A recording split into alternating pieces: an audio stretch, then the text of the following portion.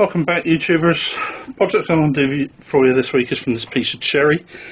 This has been sat in my wood store for a good 2 years, I should think, and I can't believe how green that moss has stayed. As you see, it's a very classic English cherry, and what I'm going to do is turn a small box and I'm going to try and keep this bark on. Only this does peel away very difficult, but what I also want to do, if I can, is see if I can leave that moss on, and if I do, give it a coat of super glue and be preserved for evermore. So the first thing I want to do is get it over onto the bandsaw and chop a lump off so I can get it mounted in the lathe. So here you see I've cut a piece off. It's about 200mm long, and I've drilled a hole in there with a forceps bit, and I've just put my 4-prong spur in there and then mount that straight into the lathe head.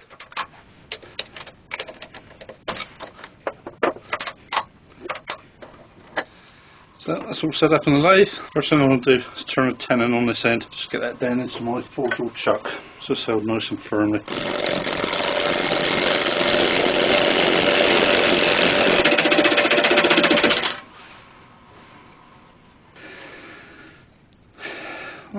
We'll be lucky to keep that bark on there the way that's coming off. I'm going to cut that off with a Stanley knife. I'm just going to cut this piece off the Stanley knife.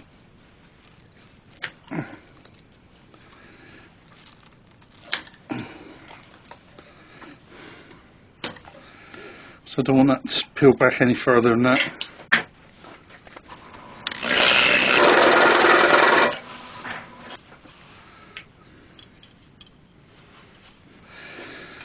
First thing I'm going to do is turn this into a round, and I'm going to leave that top piece alone. So from about there down to there, basically just knock the edges off. My apologies for this, I don't have the camera in the greatest of positions, but you can just see my tool cutting along the top of that, at the top of the screen. So basically all I'm doing at the moment is just roughing that down, taking the 4 corners off and trying to get that into a nice sphere shape. So where the chuck is, that will be the bottom of the bowl, and obviously where the tailstock is will be the top of the bowl. And what I'm trying to do here at the moment is I'm actually cutting more on one side than the other. You can see there is bark, the other side was, I'm already through the bark into the cambrian layer, and if I carried on like that, when I get to the top, the bark would not be even all the way around. I'd have a thick piece on one side and very thin on the other, or if I had a thin piece on one side, I'd have none on the other. So what I've had to do is just loosen the piece of wood off in my forge-all chuck and just move it over slightly so it's cutting equally all the way around the piece. So you see that now, that bark on one side and the bark on the other is cutting almost equally. I just did put those black marks on there just to make sure that iron cutting is very difficult to tell sometimes. You see it's not actually cutting on there, my black felt tip pen is still on there.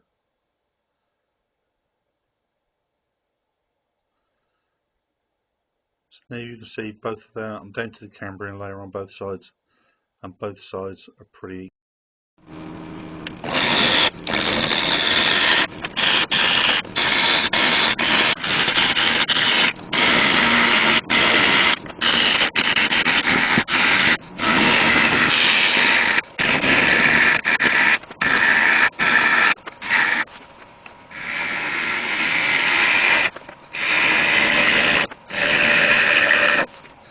I've still got flat on there, just need to take those flats off.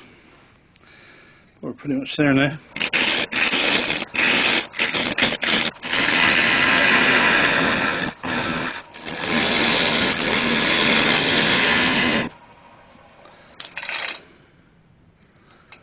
Brilliant.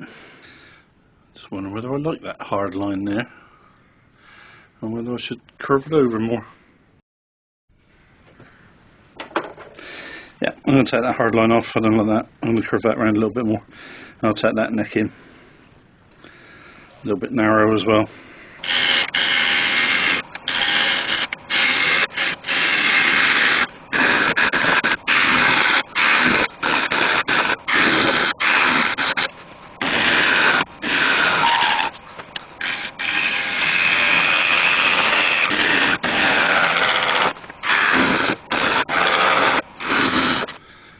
quite like that.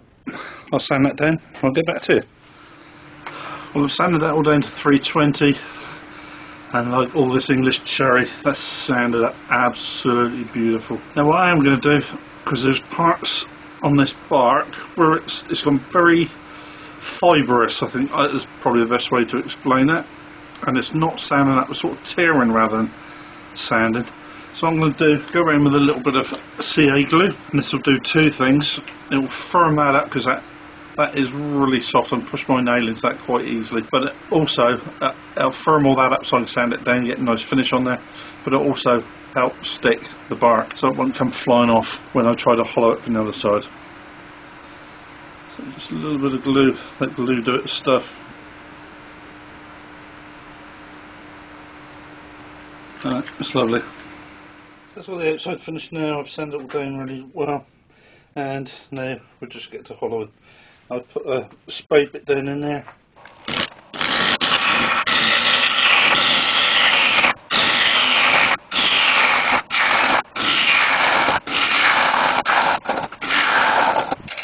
I do need to be careful when I come down there where that neck narrows right in there, that I don't go too far, otherwise this piece come flying off on its own, and I really don't want that. I'm just going to sharpen my chisel, because I'm going to start taking this away now. This is very delicate, so I don't want to put any undue pressure on here. I just want to slice it straight through.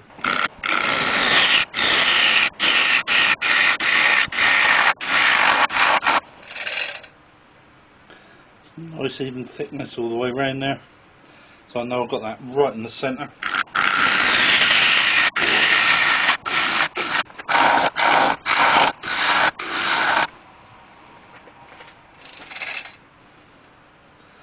That's lovely, really thin, really delicate. That's nice, even more come thick, more thick. That's lovely, even more thickness coming down there as well.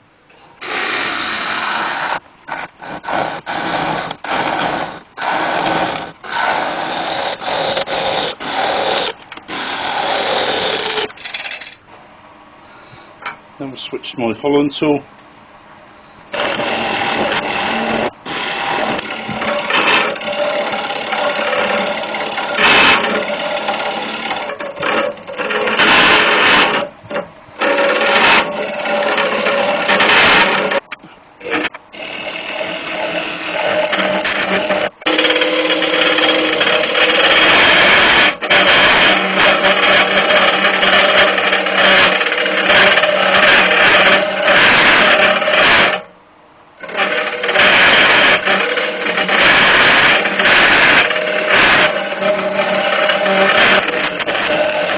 So I was struggling to hollow in underneath the curve of the bowl, so what I've done now is I've set up my Hope hollowing tool.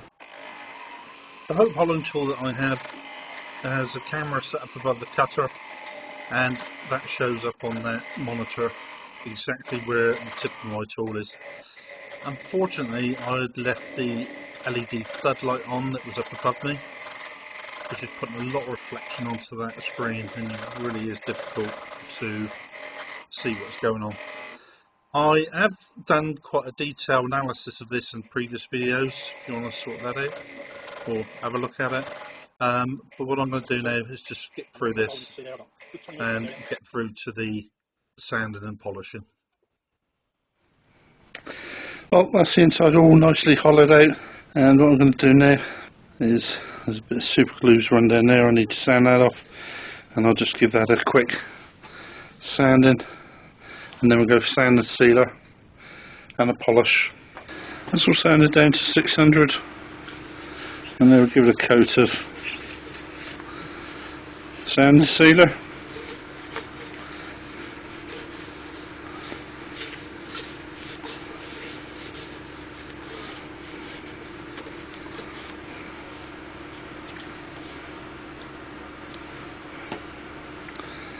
Beautiful, it brings that grain out.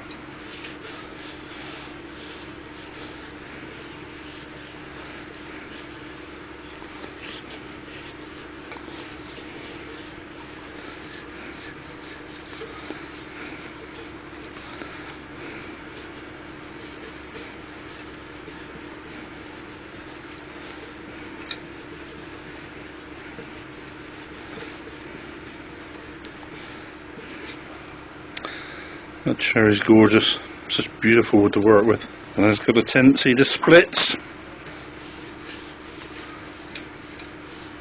A quick buff,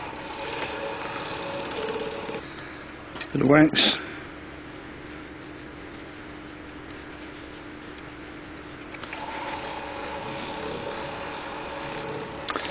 Beautiful shine come on there.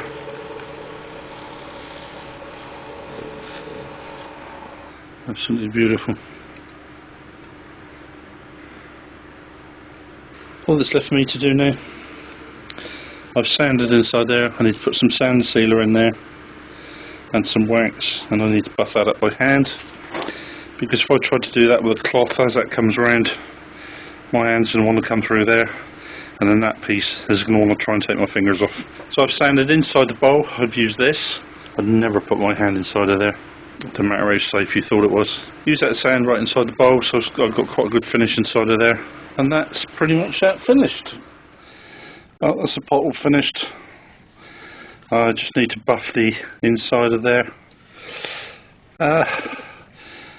I thought I did really well leaving that bark on there, because that cherry bark does peel off very easily, and I'd even managed to leave moss growing on there, which I was quite pleased with. I showed it to my wife, and she assures me that moss has no place on bowls. So I'm just going to quickly run the mop round on the top of there and just take that off.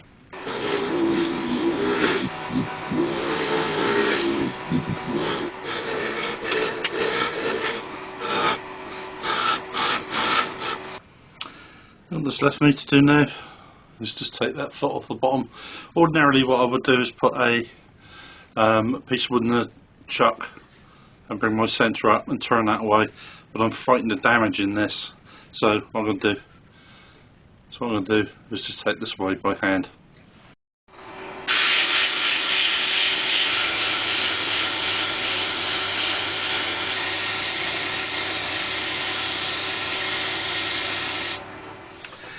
Well, there we go, YouTubers, all finished.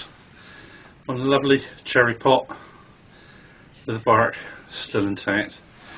I'm not sure if you can see in there, but there's a fantastic grain pattern running through there. It really is beautiful. You see the pith coming through there. That was the centre of that branch running straight through there. I'm really pleased with that. It's a lovely piece. Cherry is beautiful wood to work with. Do get lovely shine off it, beautiful grains, lovely colours, oranges and browns and yellows. There's a lot of shine on there. There you go, hope you like that. It's something a little bit different. That's really nice, I'm really pleased with that. Another good day in my workshop. Thank you very much for watching, and I'll see you all again next week. You take care of yourself, bye bye. I will stick up a few stills at the end, just so you can have a good look at it. Thanks.